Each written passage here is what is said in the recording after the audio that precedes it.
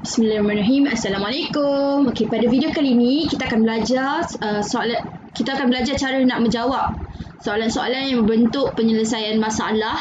Okey, ni aras bukan asas, ni aras level dia atas sikit. Okey.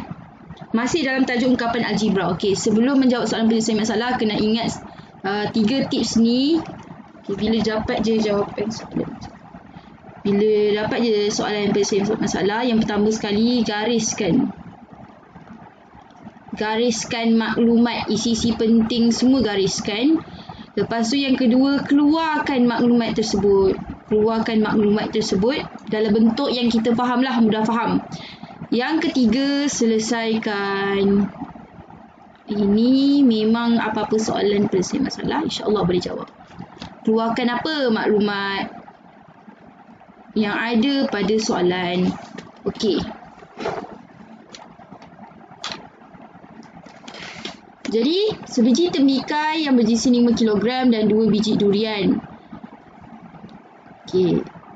Kalau guna pensel gariskan. Tapi kalau saya guna highlight lah. Okey, sebiji tembikar yang berisi 5 kg. Okey. 2 biji durian. Okey, 2 biji durian sama jisim. Ni penting ni. Diletakkan di atas sebuah penimbang. Jika bacaan yang ditunjukkan pada penimbang itu ialah mkg. Okey. Tuliskan ungkapan. Soalan dalam ungkapan algebra ni tak lain tak bukan mesti dia nak suruh kita tulis satu ungkapan. Mestilah.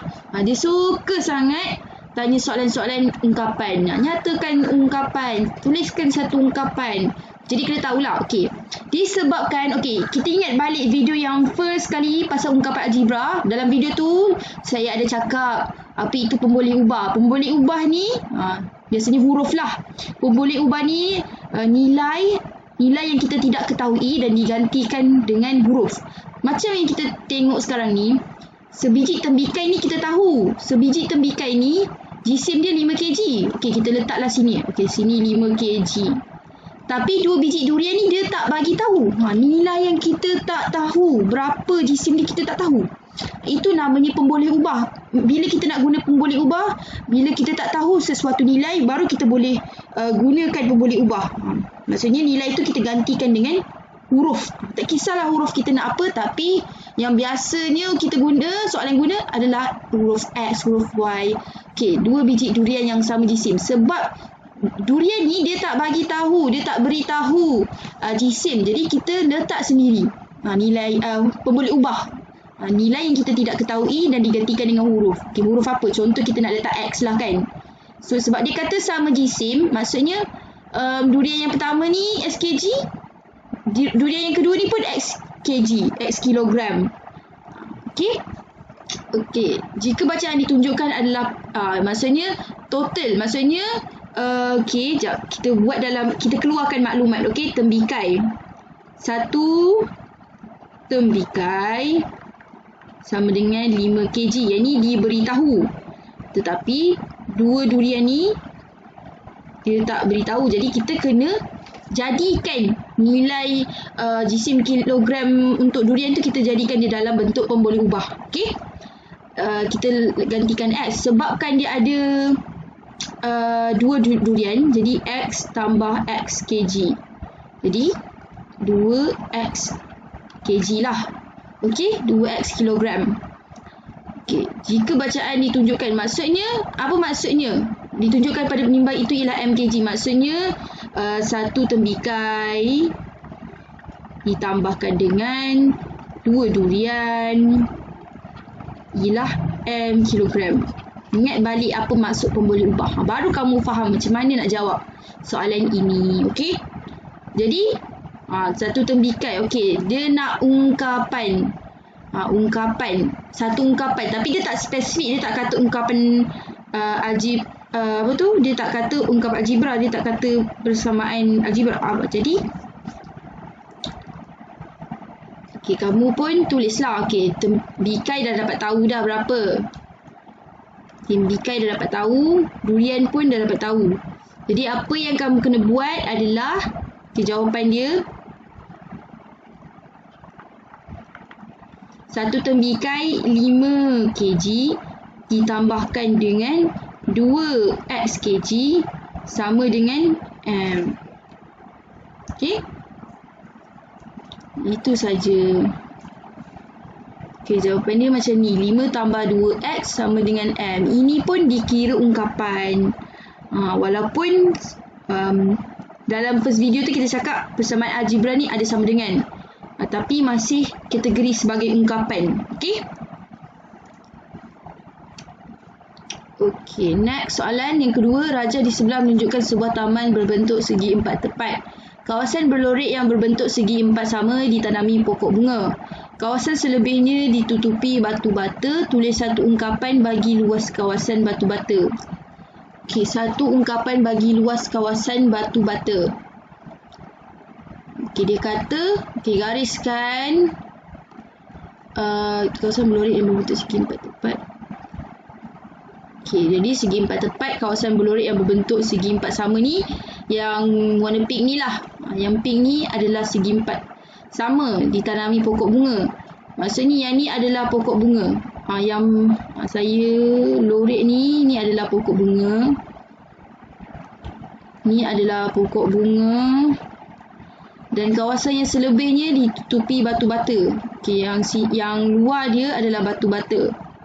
Dan dia nak luas. Dia minta luas kawasan batu bata. Luas kawasan batu bata. Okey, jadi apabila diminta luas kawasan batu bata, maksudnya apa plan kita? Okey, apa strategi kita nak selesaikan masalah ini? Okey, kita pun buatlah strategi kita. Segi empat sama, empat tepat. Okey, yang warna putih itulah. Tolak dengan segi empat sama.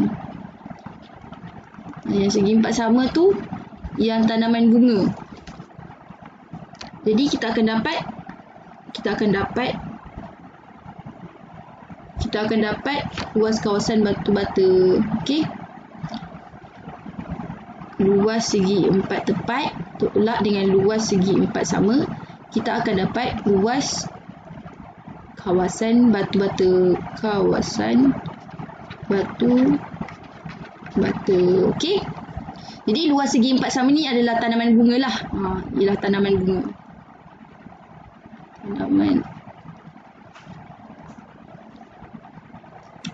Tulis satu ungkapan. Okey, jadi luas segi empat tepat. Kita buat dulu luas segi empat tepat.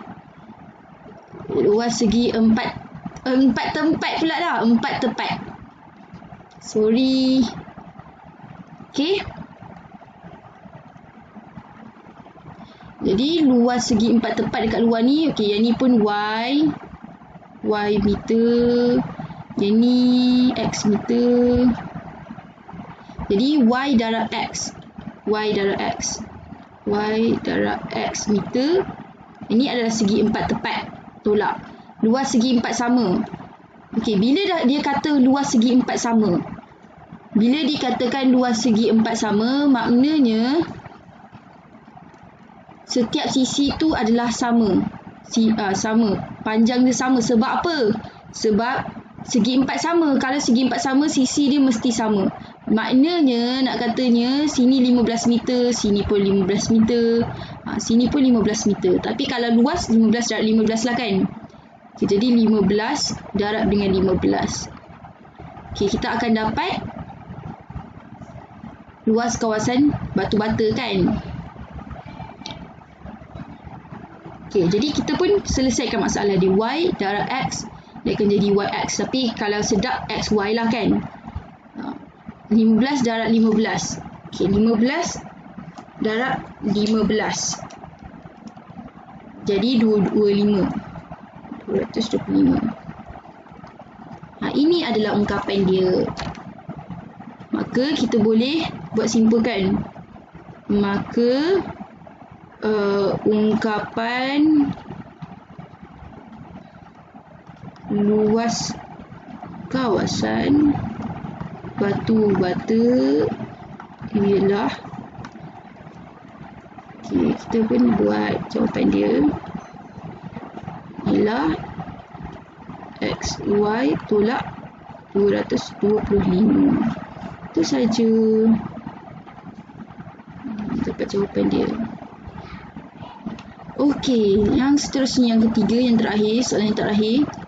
Seutas ribbon sepanjang pi sentimeter dipotong kepada 3 bahagian. Okey, ni kita dah tahu kena bahagi. Panjang bahagian pertama dan bahagian kedua adalah X cm dan 2X cm. Okey, ni panjang pertama, ini panjang bahagian yang kedua. Tapi dia ada bahagian yang ketiga. Yang bahagian pertama dan kedua je dia bagi tahu. Okey? Maksudnya kat sini kita bayangkan ada satu, ya Allah. Okey. Kita buat satu ni. Jadi ada satu seutas reben. Okey, ni reben lah, contoh. Ini adalah reben. Dia dipotong pada 3 bahagian. So, ini X. Ini X. Macam ni lah. Ni bahagian pertama, bahagian kedua. Ini adalah bahagian yang ketiga. Bahagian pertama dia kata panjang dia adalah X cm. Okay, panjang dia adalah X cm. Panjang yang kedua ni adalah 2X cm. Tapi panjang yang ketiga ni tidak ketahui. Tulis satu ungkapan. Okey, memang soalan dia suka sangat tanya ungkapan. Okey. Tulis satu ungkapan bagi bahagian panjang bahagian ketiga. Okey. Jadi yang ketiga ni kita tak tahu. Jadi apa yang kita kena buat? Okey. Dan dia kata ribbon ni, panjang ribbon adalah pi sentimeter. Maksudnya semua ni adalah pi sentimeter. Dan dia nak ungkapan bagi bahagian yang ketiga. Okay, apa plan kita? Strategi kita nak buat. Maksudnya kita boleh cari panjang bahagian ketiga dengan panjang ribbon ni adalah pi sentimeter ni tolak dengan X sentimeter, tolak dengan 2X sentimeter, kita akan dapat panjang bahagian ketiga. Jadi kita akan buatlah, kita buat pi, sama ada kamu nak buat pi sentimeter pun boleh, kalau tak nak buat sentimeter pun, kalau tak tulis sentimeter pun boleh juga. Okay, jadi pi tolak dengan X tambah dengan 2X. Sebab apa? Pi ni kita akan tolak X dengan 2X. Okay, jadi belum selesai lagi. Pi tolak 3X. 2X tambah X jadi 3X. Sebenarnya X ni adalah 1. Dia ada 1 X. Kalau korang ataupun kalau kamu confuse lah, sebenarnya dia ada 1. Jadi 3X. Tapi bila dah tambah tu tak perlu buat kurungan dah. Jadi P tolak 3X.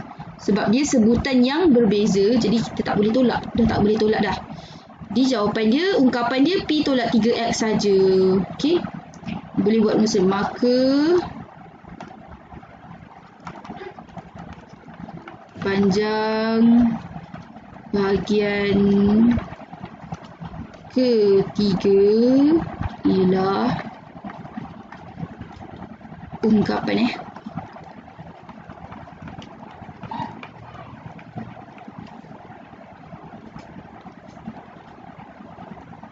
P tolak 3X. Itu saja, okey? Terima kasih, itu je. Assalamualaikum. Bye.